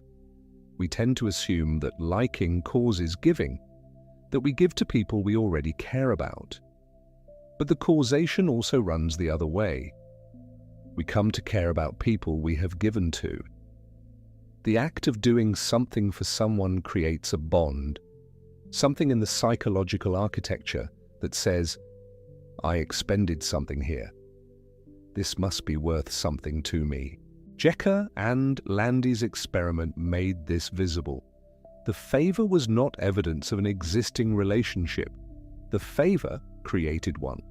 This means that the way to make people care about you more is not always to do more for them. Sometimes it is to let them do something for you, to bring a real question, to admit a real gap, to say, I could use your help with this, and mean it. That is not vulnerability as performance. It is not strategic weakness. It is what reciprocity actually looks like in practice, not a careful accounting of favors rendered, but a genuine two-way movement, each person sometimes needing and sometimes giving, the alternation itself being the texture of the connection. The person who has been operating under the appeasement strategy, giving everything, asking nothing, making themselves endlessly available, will often feel, when they imagine asking for something, a specific kind of shame. A sense that asking is an imposition, that their needs are too much, or that presenting a need will somehow use up the other person's goodwill, drain it, leave them with less affection than before. This is the logic of scarcity applied to relationship, and it is wrong. Not just ethically wrong or conceptually mistaken, but empirically wrong. The data runs in the opposite direction. The ask does not diminish. It deepens. You can breathe with that for a moment, if you need to. It may take a little time to settle. Now let us come to the end of this. Not the end of the ideas, but the landing, the place where everything that has been said tonight comes together into a single, usable shape. Susan Fiske and Amy Cuddy and Peter Glick gave us the two axes at the beginning of this conversation, warmth and competence. The two dimensions on which human beings evaluate every other human being almost instantaneously, almost automatically, from something as brief as a glance or a handshake or a sentence, We sort people on these two axes, and the sorting happens before we have thought about it. Friend or foe, that is warmth. Capable of acting on their intent, that is competence. The two together give us someone we can trust. And here is what we have been circling all along, the thing that becomes clear only when you hold the whole arc together. Warmth without competence is not trust. It is something softer and less reliable. Something more like sympathy or pity, or a kind of vague benevolence that we receive without attaching much weight to. And competence without warmth is intimidation.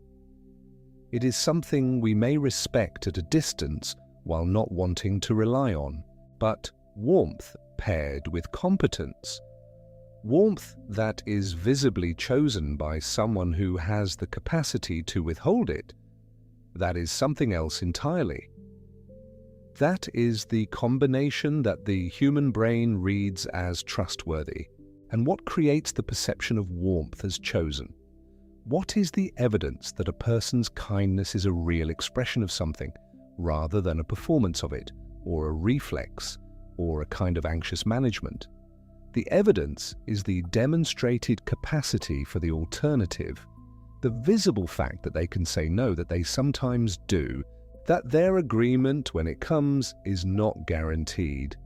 It was not coming regardless of what you said. It came because of what you actually said, because of the merit of the actual case, because of the nature of the actual moment. A person like this, warm but not compulsively so, generous but not reflexively so, agreeable when they genuinely agree, transmits information. Every yes they give you is a real signal because it is the output of a process that could have gone the other way. Their kindness is diagnostic. It tells you something, and the thing it tells you over time is this person is actually on your side, not because they cannot be anywhere else, because they chose to be. That is the combination. That is what people mean, often without being able to name it, when they describe someone as having both warmth and integrity.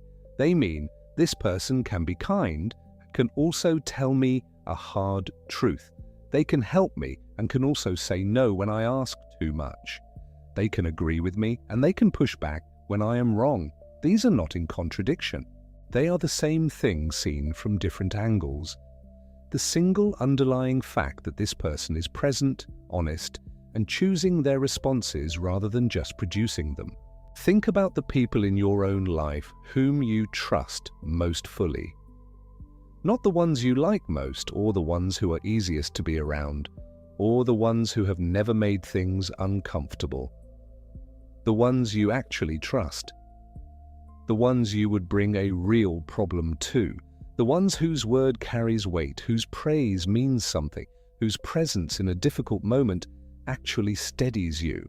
Almost certainly they are not the ones who agreed with everything you ever said. They are the ones who told you the truth when it was hard, who said no when you needed to hear it, who pushed back when you were wrong, gently enough to keep the relationship intact and firmly enough to be heard. Who brought their own needs to you occasionally and let you be the one who helped. They are the ones who demonstrated over and over that their kindness was a choice. That is what makes it land. That is what makes it feel when it arrives like something real rather than something produced. You can feel the difference even when you cannot articulate it. A warmth that is chosen feels warm. A warmth that is automatic feels, after a while, hollow. Not because the intention is absent, but because the choice is. And here is the deepest reframing of everything that has been said tonight. The person who operates from compulsive agreeableness is often driven by the belief that they are giving the people around them something. They are giving comfort. They are giving ease. They are making things smooth and pleasant and unconflicted. They believe, often sincerely, that this is a form of love. But what they are withholding, without meaning to, without wanting to, is the one thing that would make the love real. They are withholding the self. The actual, particular, sometimes says no, sometimes disagrees, occasionally difficult self. The one who has opinions that are genuinely their own and not just a mirror of whoever they are standing next to. The one who sometimes needs something and is willing to ask. The one who can be surprised, can be delighted, can be hurt, and can let that be visible. Without that, the warmth floats free of anything to attach to. It is warmth in the air. It is kindness from a direction without a person behind it. And the person on the receiving end of it, even when they enjoy it, even when it makes them comfortable, cannot quite trust it because they cannot quite find the one who is giving it. The path back from this is not a personality transplant. It is not becoming someone harder or colder or more strategic. It does not require abandoning the care, the attentiveness, the genuine desire to make the people you love feel good. Those things are not the problem. They never were the problem. The path is smaller and stranger than that. It is the willingness in one specific moment tomorrow to say the thing you actually think instead of the thing that will produce the least friction. It is the decision in one conversation next week to let the no be a complete sentence rather than a paragraph. It is asking someone for something small, genuinely asking, not performing need but actually needing, and letting them have the experience of being the one who helped. These are not grand gestures, they are not transformations, they are experiments. Small movements in the direction of the third option, the one that Salter and Wolpe named and documented, the one that lives between the doormat and the aggressor and has always been there, waiting. And what you will likely discover, and not immediately but over time, in the small accumulation of moments, is that the people in your life do not retreat when they meet the real you. They come closer because they have been trying to get there all along, and the smooth surface was the only thing in the way.